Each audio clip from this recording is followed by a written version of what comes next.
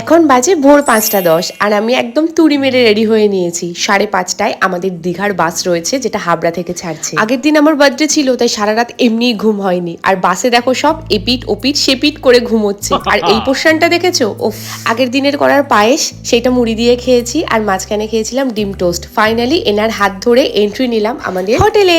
আর হোটেলটা কিন্তু বেশ বাড়ির মতো লাগছিল। চারিদিকে গাছপালা ছিল, তাই বেশ ঠান্ডা ছিল। পেটে চরম খিদে, তাই মাছ ভাত খেয়ে সোজা চলে গিয়েছি নিউ দীঘা বিচে।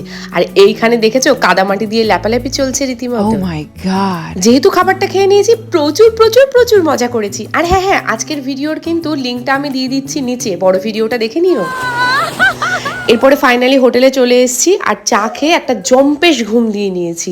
আর সন্ধ্যের দিকে চলে এসেছি আমি বিচে। আর সি বিচে আসবো, শপিং করবো না, মোমো খাবো না, তা কি করে হয়? আমি দীঘাতে আসলে প্রচুর ড্রাই ফ্রুটস নিই, আর এইবারও তার ব্যতিক্রম হয়নি। ফাইনালি অনেক কিছু খেয়েছি আর প্রচুর এনার্জি নিয়ে ফিরলাম হোটেলে।